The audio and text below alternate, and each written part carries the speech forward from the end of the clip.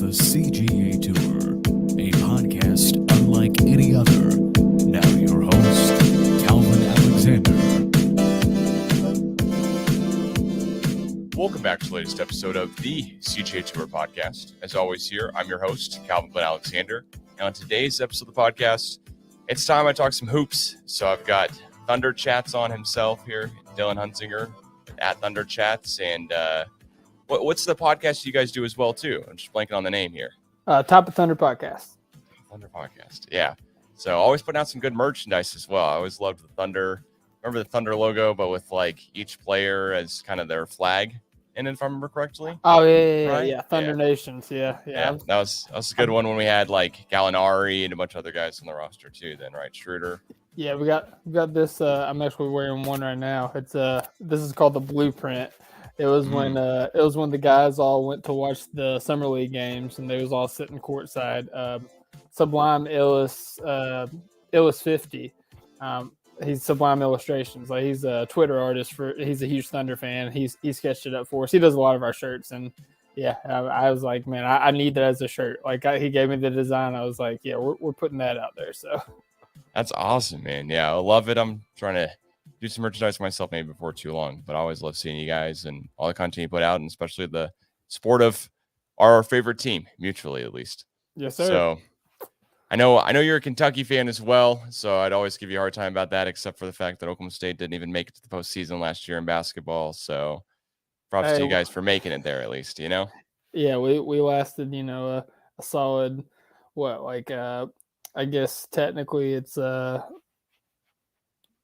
45 minutes? Yeah, because we went into overtime with St. Peter's. Like, oh god, that was so stupid. Like, don't get me started on this season, man. Let's keep the good vibes, man. Let's talk some Thunder basketball for sure. Because Oklahoma State's last year's season wasn't too much to talk about either, because we couldn't even make the postseason.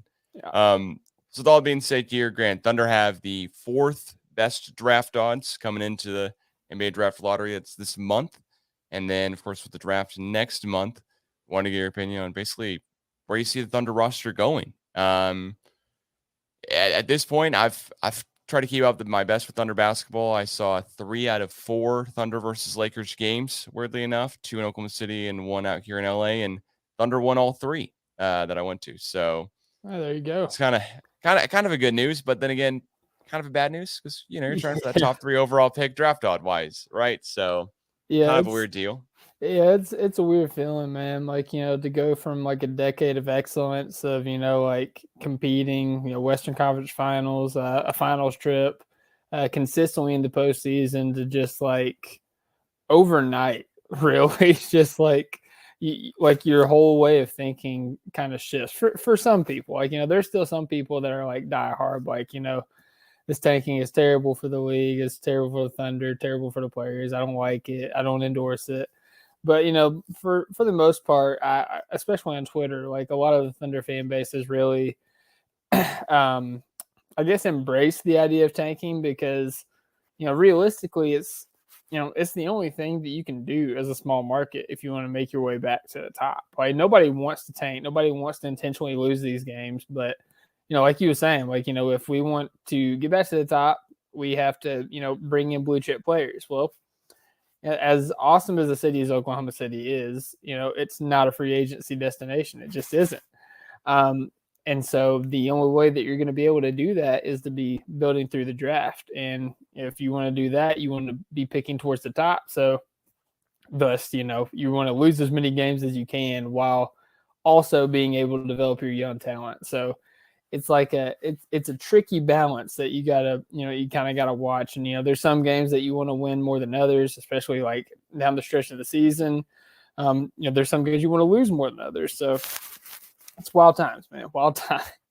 Yeah. I've always said I'm never rooting for the Thunder to lose a game, but I'm always rooting for us to win home games, if that makes sense. Yeah. I mean, generally speaking, like when we played Portland, played Orlando, played Detroit, and played Houston. Yeah. Necessarily wasn't like rooting for us to win all of those games, especially just because I know in the tiebreaker draft odds specifically. But, working in Thunder ticket sales when I was interning and stuff like that, like I just know it helps when the Thunder win at home. When Westbrook comes home for the first game and then it's a huge huge game. There's a bunch of people there. There were, weirdly enough, a bunch of Lakers fans there, oddly enough, but I'm sure those are always going to be around whenever the Lakers have some type of guy on their team that's good, like LeBron or whoever it may be.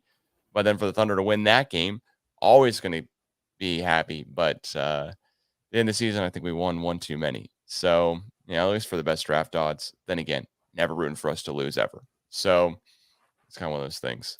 Yeah, it's tough, man. Like, I kind of took the mindset last year, especially because like that was like our people act like we've been tanking for years. Like last year was really like our first like true tank year, and I went into the season saying it's like a movie. Like I'm not rooting for like anything specific to happen. I'm just gonna enjoy the ride. Like I'm gonna watch these games. I'm gonna enjoy them, and if we win, cool. If we lose, cool. And we ended up losing more than we won, and we ended up, putting ourselves in, solid position. But, it's a lottery. So we didn't have luck in the lottery, and, we fell to 6. But, we rectified that with a draft pick that, people hated at the time. But, I think that, has shown that he has some potential. So.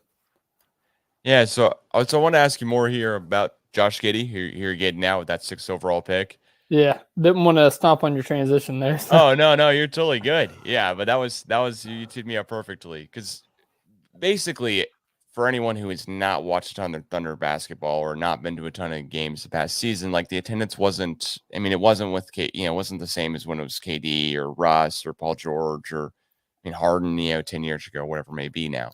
But it still is a great team to watch on the court. My parents went to the Suns game, and my dad was definitely expecting us to lose that game at home, and weirdly enough, we won it by 20. Now I know there's a lot that goes into that. Poku had 10 rebounds, 12 assists, a that was a triple double. Yeah, and, you wouldn't expect us to beat the now maybe betting odds favorite, or I think still the betting odds favorite, to win it all this year by 20 at home, but still you're always going to take it. So I want to ask you more about Josh Giddey and SGA, of course. Like, which one of those two guys has surprised you most with how good they've been in a Thunder uniform? Like, which one are you more surprised by, like, just how much better they have been than you thought they could be?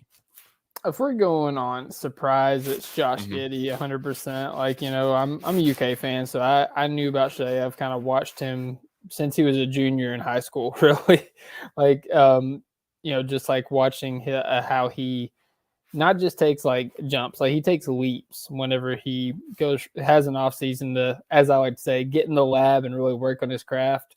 He takes a leap the next season. So I wasn't shocked when I saw, the Shea that we see today now, because I know that's the type of work ethic he has.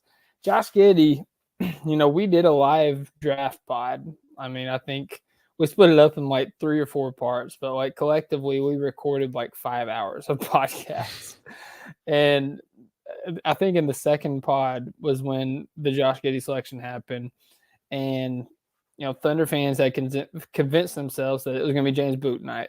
If it's not Bouknight, then maybe we're banking on potential. We're going to take Jonathan Kuminga. And for us to take Josh Giddey with, no inclination of him ever coming in for a workout, with no inclination of another team, wanting him like that early in the draft, it left a sour taste in our mouth, And then come to find out, the Thunder had a secret workout with him. Come to find out, the Warriors were going to draft him at the very next pick if we didn't take him there. So, it kind of, tempered down, your anger towards that, I guess. But, really, like, I still wasn't super excited. Like, I knew the kid could pass. Awesome. That's all I knew about the kid, because, like, he literally had passing highlights. I knew he kind of started to shoot a little bit better at the end of the NBL season. I knew he was a good rebounder, but I knew he was, pretty much a revolving door on defense. Like, those were the things I knew. So coming into the summer league, I was excited to watch this kid. I just wanted to, see what he could do. Very first play, I think he splits a double team, and then he dunks. And who was it? I think it was somebody for the Pistons. I think it might have been Isaiah Stewart, and he tried to block him from behind, and Giddey finished the dunk. And like I audibly like yelled And it was one of the first times I yelled in a Thunder game, and it was in the summer league. And then, a few minutes later, he hurt his ankle. He's out for the summer league. But that was like my first flash. And just watching the kid grow, like I said, he was always going to be a good passer. Like, he's got a super high basketball IQ. He's got great vision, but his ability to really get into the lane, like, it's not as seamless as Shea. Like, there's not many people who can get to the lane like Shea does. But he has a knack for getting to the lane. He really relies on his floaters. His floaters has been really good around the rim. And he's shown, some games, some flashes of shooting. And I think the thing that's important with the shooting is he's addressed, that he knows that's something he needs to work on. And, from what we've seen in the offseason so far, he's already at work at it. So I think that's going to work itself out. Defensively, it seemed like he was in the right spots at least. I think he's a bigger guy. I think that, he's got a good frame that he could fill out throughout the league. So I think that, he could be, I'm not saying he's going to be like an above average defender. I'm just saying he's not going to hurt us if he's out there. But yeah, man, like, just a long story, short way of saying, like, just watching Giddey game by game, the game slow down for him on offense, him understand defense, manipulating the defense with his eyes, and, just taking command of the court. The big thing with Giddey and Shea is just trying to figure out how to get them to play together effectively, because especially early on in the year, it was a lot of your turn, my turn. And, that's kind of the story when you have like two guys that need the ball in their hands. After the All-Star break was the very first game that Shea came back. I think they was playing the Suns actually. And they actually discussed that, they had a meeting with Mark Daignault to kind of discuss, what they need to do. And they both had like two of the best games of the season. And then Giddey was shut down for the rest of the season after that. So we didn't get to see anything else from that. So that's the big thing that we got to see is, that fits a huge question mark. And, we just got to, see how that's going to work, I guess.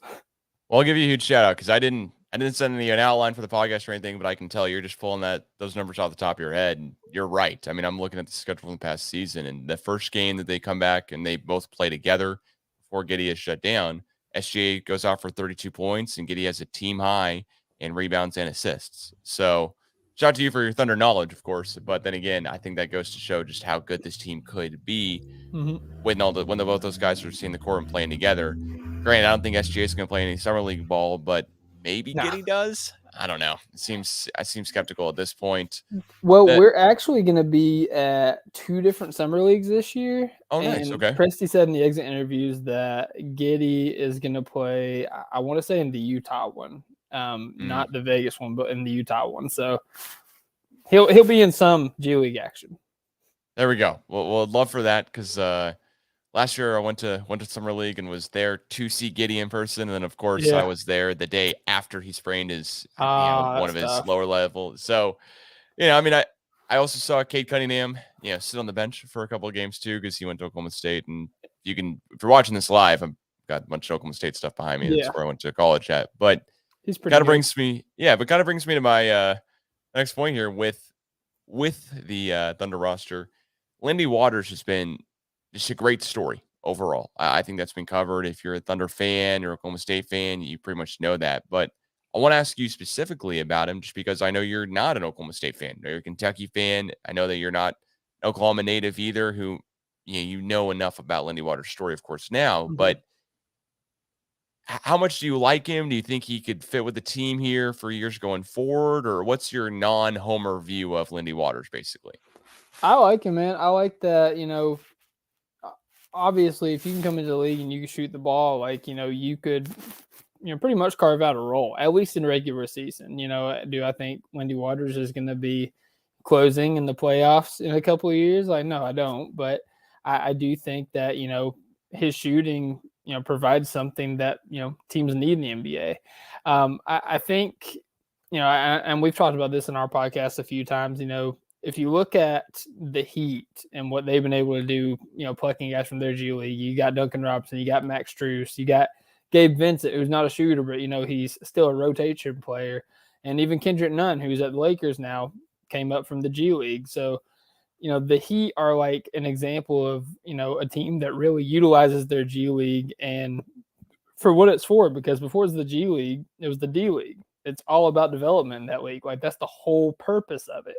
And a lot of teams just use it as a wasteland, but the Thunder specifically have always used it, the way it's supposed to be used. And I think, this year was a testament to that, bringing in Wendy Waters on a two-way, bringing in Aaron Wiggins on a two-way, and, utilizing it in other ways, like sending Poku, sending Trey Mann, sending Isaiah Roby, sending Jeremiah Robinson Earl. Like, all those guys spent time in the G League, and they all came back better for it. So, yeah, man, I mean, I think Wendy Waters is a testament that, A, the G League works, and, B, like, if you can shoot in this league, like, you're going to carve out a role. Like I said, you might not, get a lot of minutes in the playoffs, but, Wendy's also young.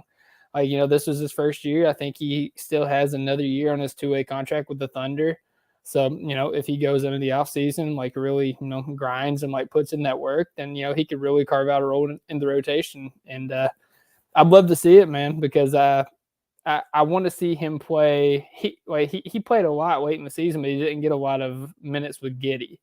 And I would love to see, him play with Giddey because of, obviously Giddey's passing ability, but also, giving Giddey gravity, to help him get to the rim, because we got to see him with Shea.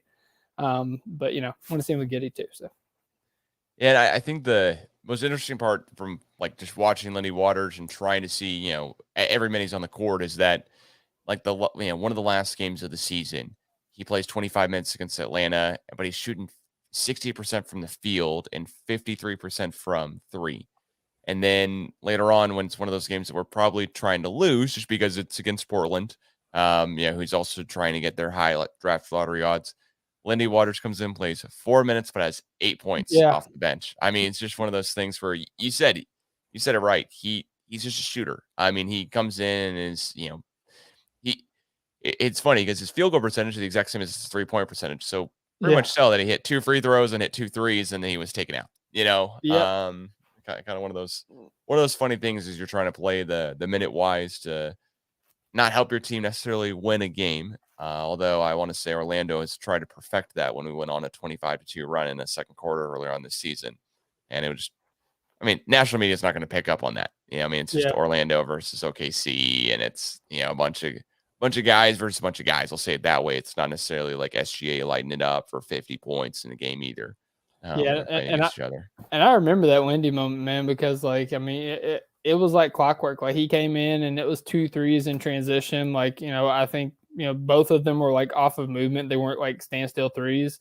And, Daignault called timeout and Wendy was done. It's like, well, I guess Wendy's too good to tank, man. Yeah. When you got the Oklahoma State guy who's, played with the Enid Outlaws and, has a great story of just staying in Oklahoma City because basically due to COVID, he wasn't going to go play overseas, but stayed in Oklahoma City. And now, of course, he played in the developmental league, like you said. And I think that's one of the things that I look for other teams to start doing more and more. It's interesting to me that Oklahoma City, of course, has the developmental league where the team is literally playing like across the street and sometimes even just in the exact same arenas. They're all practicing together, all the same group of guys, more or less. Yep. But then you have teams where the Heat use extremely good, like you were just getting at. They use the D League extremely well to actually develop guys, but then they're playing in South Dakota. That's where their G League team is, which I think is still right to this day. Yeah, that's weird. Yeah, it kind of adds in Sioux that like Falls the or Thunder. something like that. Yeah, Sioux Falls Heat, whatever it is. So yeah, the Thunder moved from Tulsa, down to Oklahoma City for their blue, for the, it was the Tulsa 66ers, then the OKC blue. And because we were like, hey, you know what? Even Tulsa's too far. But the Miami's going, you know what? Doesn't matter where the guys are, they'll fly. Yeah, we'll be able to get those guys. But I think it speaks to both teams and how good their coaching staffs are, how much we trust the coaching staffs both ways of Mark Daignault basically, being the blue coach and then coming over and coaching with the Thunder and then winning games that no one would think we were supposed to win. Being the Lakers 3 out of 4 times, or maybe even seen 4 out of 4 if I can't remember correctly, but basically winning games that we just have no business really being in and showing how Daignault's a really good defensive coach from that aspect. But what have you liked about Daignault's coaching scheme so far and his basically way he's coached the team. Yeah, man, I love that Daigneault is unapologetically like himself. Like, it doesn't matter that this is a tanking team. It doesn't matter that, we drafted 4 rookies. Like, he has a philosophy and he's going to stick to it. And, he talked about it in his post game and pre-game, press conferences and stuff. Trey Mann specifically was a topic of conversation, because there's some games that Trey Mann would play, 10, 15 minutes. There's other games he'd play 4 or 5 minutes. He'd get pulled and he didn't play anymore. It's well, because Trey Mann, he didn't say Trey Mann, because some of these guys, they want to go straight for the Skittles. And, what are Skittles? It's you get the ball, you get a, try to make a move, try to make a 3-pointer, you try to get to the rim, something like that. But no, before you eat your Skittles, you're going to eat your broccoli. And the broccoli is defense. And Daigneault has made it very clear, top to bottom, if you're not going to at least compete on the defensive end, you're going to get pulled. And he's made that very clear, and he's stood by that mantra. And, it's paid off. For a big stretch of this year, we was a top 10 defense. And we was not a good team. We had no business being a top 10 defense, but there we were. And not only were we a top 10 defense, this was after Lou Dort was already out for the season. And so, he's our best perimeter defender. So it's just a testament to, what Mark Daigneault's defensive scheme is. And also offensively, I like what, we've seen out of him. When he was brought on, he said, the game's obviously going a certain way, and something we want to utilize is pace and space. And that's completely different than, Billy Donovan, Scott Brooks, the past Thunder coach, getting out and run, spacing the floor, and, hitting shots, playing hard, playing fast, playing together. That's something that I've been saying for years about what I want to see from the Thunder. And, to Daigneault's credit, that's what they've done. Now, they don't have a lot of great shooters as of right now, bottom of the league for 2 years in a row. Actually, I think we was 29 the year before last year. So, near the bottom of the league the past 2 years, but, hope, there's some chances to rectify that. And, hopefully by the time we get to where we're competing, we get to where, we're making an arrival and not an appearance in the postseason, we'll have some shooting. Because, if you have a guy like Shai Gilgeous-Alexander who can drive to the rim and have all 5 sets of eyes on him, you want somebody that he can kick it out to. You want somebody that could give him gravity so he has more room getting to the rim. When you have somebody like Giddey, who's a generational passer, you want to have somebody that he can kick it out to in the corner and, get easy buckets. So I think shooting is important, and I think that, it will make its way here. I kind of joked, whenever Daigneault first came here, and just the offense was humming, the ball was moving, we was getting up shots. It was crazy, because I was tracking this. We was bottom of the league in 3-point percentage, but we was top 5 in 3-point attempts. We shoot or shoot, we was shooting it. And I was just imagine this lineup with, and I was just being dumb at that point. I was with Kay Cunningham and Chet Holmgren and Victor Wembanyama.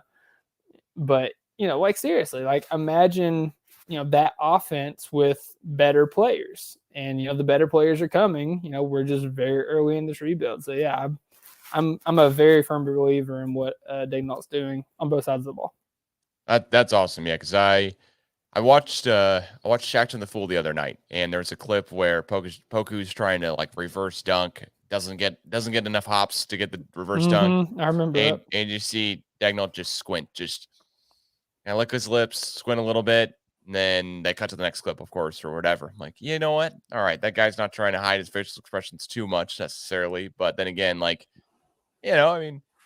probably, players learn, right? Poku still is incredibly young, and the rest of the team is. I think Moskalev, Ryan saying this, is the oldest player on the team by far, right? Well, him or Favors, Horford, or Favors, excuse me, yeah. Him and Favors are kind of around the same age there, but when I go through and I look at the roster and the PER on ESPN, there's only 2 guys who have a negative PER for the entire season averaged out, which are Rob Edwards and what was the other guy who didn't remember his name off the top of my head?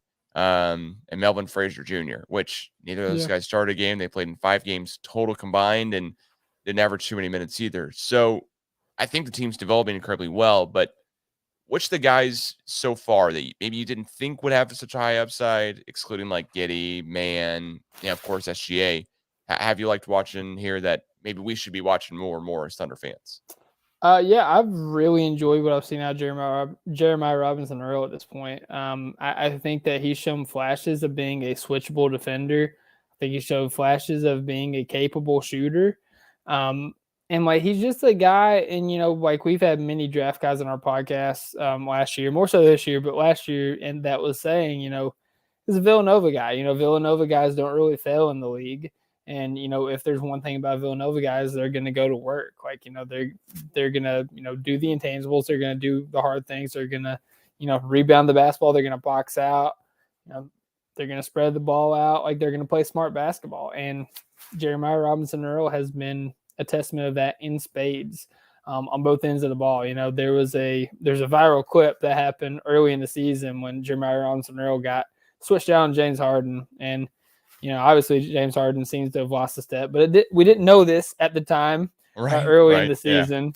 Yeah. And Harden was trying to do his best to dance with him, and Jeremiah Robinson Earl, he just wasn't breaking. He was just staying right in front of him, got a perfect contest, and Harden obviously missed a shot, and Thunder fans, like, their eyeballs were on the floor because they didn't know what just happened. And if you look at what the Celtics are doing, obviously they bounced back against the Bucks in games too, but like against the Nets, like just the switchability, like how important that is to have defenders like a Grant Williams, like Al Horford, which even in his old age has, been able to provide some switchability.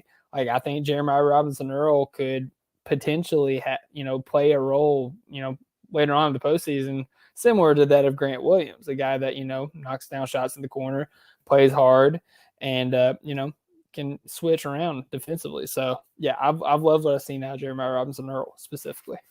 Well, there's one other guy that I wanted to ask you about that was not a high draft pick. In fact, I don't think a draft pick here as well, which is Wiggins. Of course, not Andrew Wiggins, who a lot of Kansas fans would know, but Aaron Wiggins. Yeah. What have you liked about it, watching him play so far? I mean, Grant, he's had one heck of a good story too, coming over from the G League, just like Lindy, but I mean, it really seemed to kind of catch on late in the season, played 50 games for the Thunder.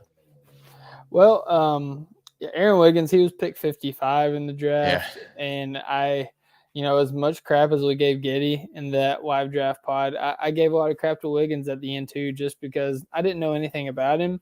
But it was the fact that we had pick 55 and we had to stay on, 3-4 hours. Yeah, no kidding. On the draft just so we could get to him. But no, man, like Wiggins, I've loved what I've seen out of Wiggins. Presti said that his interview really won him over. He was like, is this guy, 25 or is he 45? Like, he's very mature in his thinking and how he carries himself. But on the court, man, like he's uber athletic. He gets after it defensively. He's really smooth. I didn't realize this, coming into the season. Like he's really smooth with his handle and the shot. Like, I don't think he's ever gonna be, like I don't think it's even fair to say that he would be a starter in this league, but I think that he's a guy that can, realistically give you like bench rotation minutes, maybe even potentially down the line in the playoffs because, he has the frame. He's a smart player. He plays hard and, he has a lot of, I don't want to say he has a lot of skill, but, he has skill with the ball in his hands. And also off ball, he's a great cutter, great slasher. He was a product of many Giddy assists this year, coming off backdoor cuts. So I think I'm really intrigued to see what he can do this year. I'm intrigued to see what a lot of the guys could do this year because, whether you've been in the league or you have been in the league, this is the longest offseason we've had in 2 years. So I'm excited to see, what the guys can do with, this time to work. I think it's a great point, just because this is the biggest offseason, and it goes back to one point that you brought up much earlier, that the Thunder haven't been tanking for forever. I mean, this is the second season really of a tank. 2 seasons ago, back in 2020, which seems forever ago, but Chris Paul and OKC Thunder were going up against James Harden and Russell Westbrook and the Houston Rockets. In this, granted, it's in the bubble and stuff like that, but we're playing a game 7 where if Lou Dort hits a 3, all of a sudden maybe we're talking about something completely different, or maybe we're talking about the exact same stuff here too. Who knows? But when I'm looking for the future here in the Thunder draft, I love that on Twitter every single day it looks like that you basically sim the lottery. You do the sim the lottery, see how good we could get it pick wise. Graham, we've got the Clippers pick as well, which is they have the 12th best draft lottery odds. It's a Yeah. mouthful there to say. And of course, we have the 4th, but there's 3 guys here at the top, maybe 4 if you include Jaden Ivey, maybe 5 include Shaden Sharp as well. That it seems like we could all be in contention for, depending on how it all shakes out. Which of the top 5 guys, or however long you want to expand it for, do you like the best for this Thunder team? Let's say if we have with the first overall pick. Man, I think of the 5 guys you just named there, I think all of them except Jaden Ivey, you can plug right onto this Thunder team and things would go super smoothly. Now, Jaden Ivey is an extremely talented basketball player. I think, sky's the limit for him. And if the Thunder picked at 4, if they're not convinced at Sharp, I could see them taking Jaden Ivey because, he falls into the whole best player available thing, as opposed to, best, the whole argument of best player available versus fit. And if you take Jaden Ivey, I actually talked about this with one of our draft guys that we had on our podcast last night. We have a history of that working. Dagnall wasn't the head coach then, but he was on the coaching staff, and Billy Donovan championed the three-point guard lineup with Chris Paul, Shai Gilgeous-Alexander, Dennis Schroeder, and did so to great effectiveness. Those 3, I think the 3-man lineup was the highest plus minus in the league. And, so there's evidence of that working. Granted, Josh Giddey, Shai Gilgeous-Alexander, Jaden Ivey are different players than, those 3 before, but, there's precedence for that to work. Obviously it's going to take a lot of work to make that fit because, to be honest, Giddey and Shai still don't fit. So if you throw Jaden Ivey in there, it could complicate things even more. But I don't know, man. I kind of have this fan fiction idea that, we get to 4, we take Jaden Ivey, we try him out, we do everything we can, we showcase him, and it's just clear that the fit's not working, but he's still a name. He still, has all this potential. And we get into the 2023 draft and we flip him a couple futures for Victor Wembanyama. That's my fan fiction. Well, so Victor's one guy who I know almost nothing about. Can you tell me a little bit more about him, basically? What do you want in a basketball player? Is Victor Wembanyama, man. He can do anything offensively. He's got a handle. He can pass. He can shoot. He's got a post game. He can finish around the basket. He's a 7'3", the phrase unicorn's been overused. I referred to him in my article as a unicorn demogorgon. That's what he is from now on to me, because it's good. If he hits, you haven't seen this kind of player in basketball. I'm naming all he can do offensively. He has obviously the wingspan. I think he has a 7'11" wingspan, quick feet. He's wiry, he's skinny, but kind of like Kevin Durant, he's strong wiry. So he can hold his own in the post, great shot blocking instincts. He could do pretty much everything. So yeah, he's the prize in 2023. And that's, we haven't talked about it, but that's kind of why I think one of the big reasons I think that we probably have another year of tanking before we kind of push our chips in. Gotcha. Well, so at least when it comes to right now, he's not playing college basketball though next year, right? He's a foreign prospect. Yeah, no, he plays. He plays in France. I think it's the EuroLeague. Okay, gotcha. Yeah, the fluency that you pronounce his last name with, but I've seen it. What starts with a W. It's just not how I thought you'd pronounce it. So I'll do some work on that before I come back here with Victor's last name, at least. Yeah, my co-host intentionally, Jerry, he intentionally just butchers the name every time he says it because he thinks it's funny. I'm like, all right, Jerry, we got you. Well, Topic Thunder podcast, always a great one to listen to there to especially get more Thunder insights. But I want to ask you a little more about the playoffs, of course, coming up for this season. granted, we're in the middle of the playoffs. Like, it's not necessarily the Western or Eastern Conference Finals yet, but that's the next round. And you got Heat Sixers tonight, which is currently going. Suns Mavericks is later on. That's tomorrow. But tonight, at least, it's fun to watch. It's fun to watch NBA basketball. That's what I'm getting at here. Mhm. But there's no games on tonight. Suns are up 2-0 against the Mavs. The Heat are up 2-0 against the Sixers. They play game 3 tomorrow night.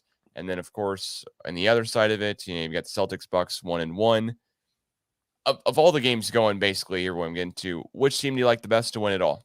If I'm asking you, if you had to bet $10 on team, who would you feel the best about? Yeah, man, like pretty consistently throughout the season, I felt really strong about Suns Bucks Part 2. And even going into the playoffs, even through the first round of the playoffs, I still felt great about that. And then Chris Middleton got hurt and was supposed to miss the entire round 2. And I watched what the Celtics did, against Kevin Durant and Kyrie Irving and the Brooklyn Nets.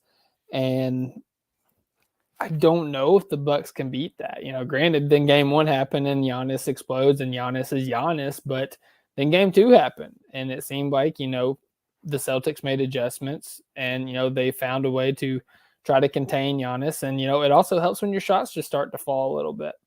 And so I don't know, man. I think that if I had to pick a finals right now, it would be Suns Celtics with an outside shot of the Warriors making it, because I think the Warriors have been playing really good basketball as well. Yeah, I definitely agree on that front. Especially the Warriors have been playing incredibly well. Losing Gary Payton. Gary Payton II. It doesn't help them out too much there, but they're tied up 1-1. So the one matchup I didn't mention here with the Grizzlies. How much do you think Ja Morant could get better? I mean, the guy's averaging like 27.4 points per game this season and seems to be going off. Granted, now retrospect's 2020, but we all would have taken Ja over Zion, right? And it's just been incredible to see Ja be this good. How good do you think that guy could be? Or really any of the prospects for the Grizzlies? Yeah, man. I mean, Ja's been great this year. Like he's been phenomenal. Like he's one of the funnest players to watch in the league. Like just with his high flying antics. I think in order for like Ja to get better, like he really needs to add a consistent off the dribble 3-point shot. Like he can make it stand still, and he does make some step backs, but like he's still not he's not a guy that I would be upset about him shooting a 3. Like I think he shot 5 of 12 against the Warriors, but if I'm the Warriors, let him shoot. He's not getting to the rim. He's not dunking on us. I'm fine with Ja Morant shooting, a contested step back 3. And also defensively, if he could really lock in defensively. I know it's hard to ask him to do that with everything else he's doing, like rebounding, assisting the basketball, and of course scoring and putting pressure on the rim. But if he was to take another step forward, I think it would have to be the shooting and defense personally. Gotcha. Well, from the rest of the NBA playoffs, we talked a little bit about Bucks Celtics and then Sixers Heat. Did you see any part of your mind with the Sixers specifically and James Harden? Did you think that the downfall of him, and it could be just for this season, who knows? He could come back next year and surprise us all and be great with the Sixers and have more time to gel with them. But did you see James Harden playing this badly, this quickly with the environment he's in? I'll be honest, man. When the trade happened, cool. You traded somebody that hadn't played basketball for one of the theoretical top 10, 15 players in the league, but I didn't love the fit when it happened. And, obviously there were some games it really worked. I think specifically after the trade deadline, they went on a run of a few games, but what people didn't realize is they was playing sub 500 teams. You're supposed to beat those guys. And I mean, it's clear as day, man. Harden's just not the same. He doesn't have the same burst.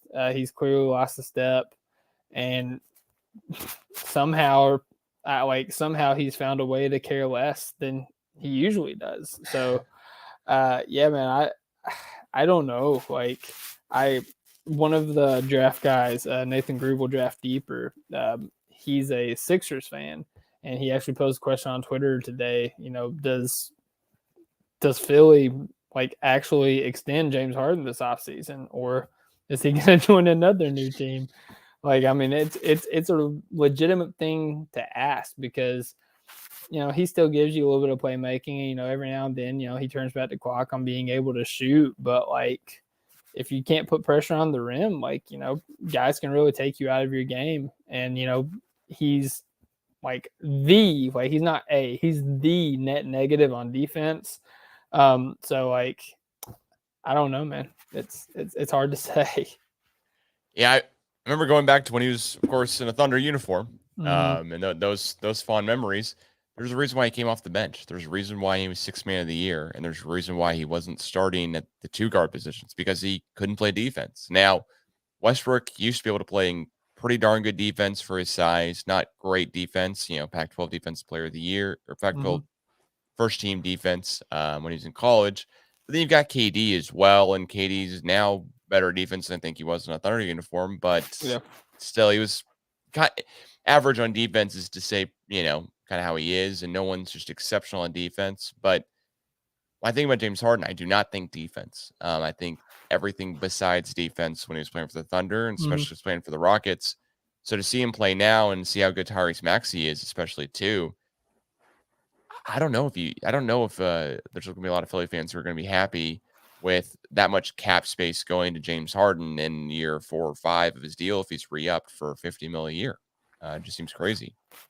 Yeah, it's tough, man. And, I mean, at least you have another player that's, kind of stepped up in Tyrese Maxey. And he was the guy that, obviously I was high on coming into the draft because he's a Kentucky guy, but I didn't really like him in his time as Kentucky because he was kind of an underwhelming player. But, like, once, the draft season got started and, you saw, like, heard all these stories, I think I feel like The Athletic wrote a story about, like, his work ethic and how, like, you basically had to, like, lock him out of the gym because, like, he would just go there, like, in the wee hours of the night.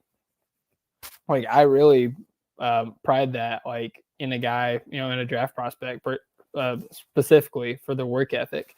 And, we was, like, talking on the pod, and I was like, if you look at this guy's stats compared to this one's, you look at their measurables, you look at their wingspan, he's very comparable to Donovan Mitchell.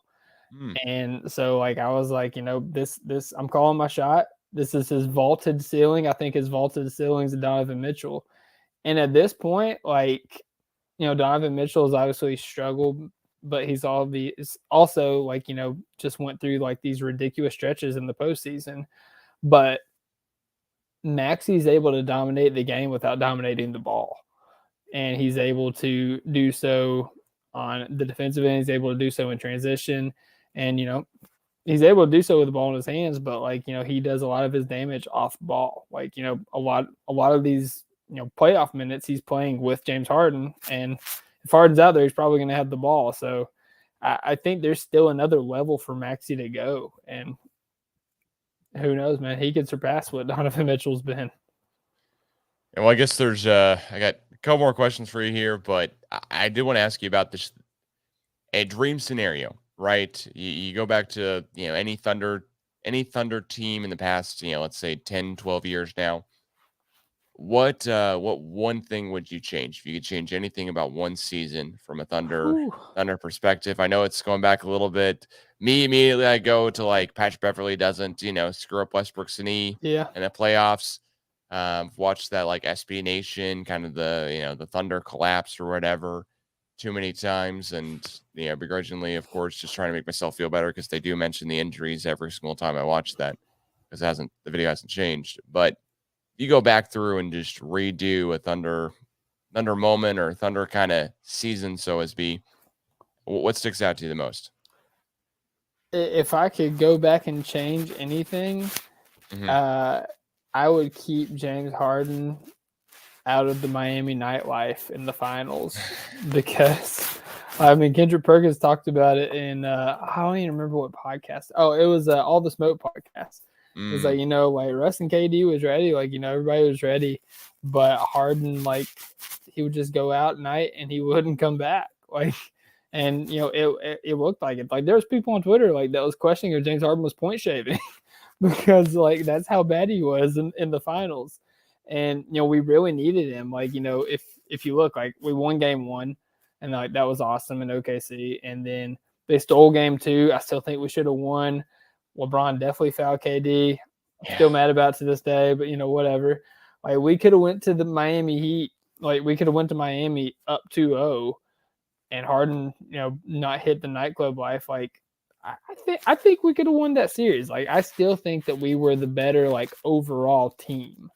Like LeBron was probably better than KD at that time. Wade was probably better than Westbrook at that time. I grant you that. But like overall team, like I still think we should have won. And that's one of the reasons to this day I don't like James Harden, because like he couldn't just like just button it up for like 2 weeks, man, and then literally go crazy, go J.R. Smith, never put a shirt on, like hit up every nightclub. Like it's gonna be so much easier then because you won the finals.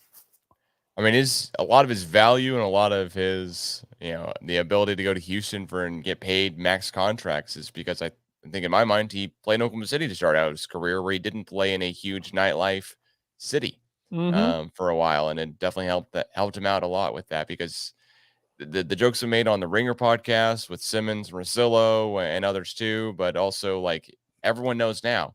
You look at the splits of whenever James Harden goes to Atlanta, or he goes to Miami, or he goes to New York, or whatever, they're just worse. And it's maybe catching up to him now in his not old age, but younger, kind of oldish age here as he hits like, towards the end part of his career. He's not still rising up. There's no way he is after he's won a couple MVPs anyways. But second to last question for you here is that going into the Thunder season next year, you've hinted at, I think you've said it here too, you think we'll tank kind of again, but how do you think the team will be? What are you looking for in the next season? Like, Giddey and SGA John a little bit more, seeing the draft pick plays out, all of the above. What are you looking for in the next season? Yeah, man. Like I would love to see Shea finally make it to the All-Star game. Like I wrote an article that he didn't deserve to be an All-Star this year, and like Shea's my favorite player in the league, so like that was very hard to write. But he was absolutely robbed the year before. Like he 100% should have been in at the first ballot.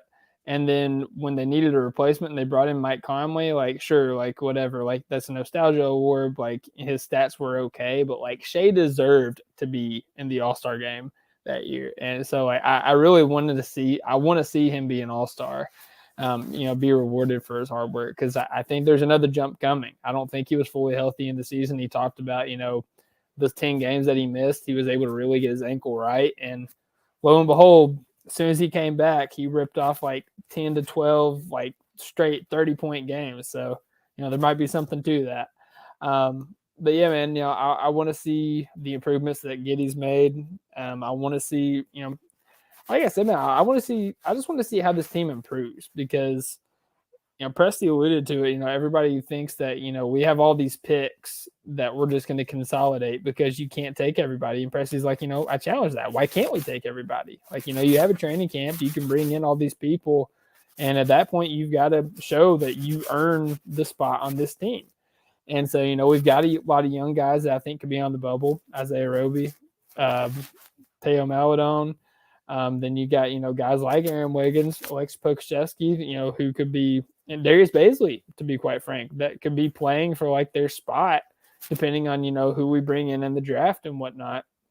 So, like I said, you've got the longest offseason you've had in 2 years. I want to see how these guys utilize it, and I want to see how they come back. And then, yeah, obviously, like I'm very excited to see what happens with this draft. There's albeit minuscule, but there is a chance that, we could end up with pick 1 and 2. Like that's literally in the realm of possibility. There's also the potential that we end up with pick 8 and 14, but it's a lottery, man. But, yeah. But yeah, either way, we're gonna have 2 picks on the lottery, and like that's awesome. So I'm excited to see what happens there. Yeah, I guess that's my answer. I'm just excited. I'm excited for next season.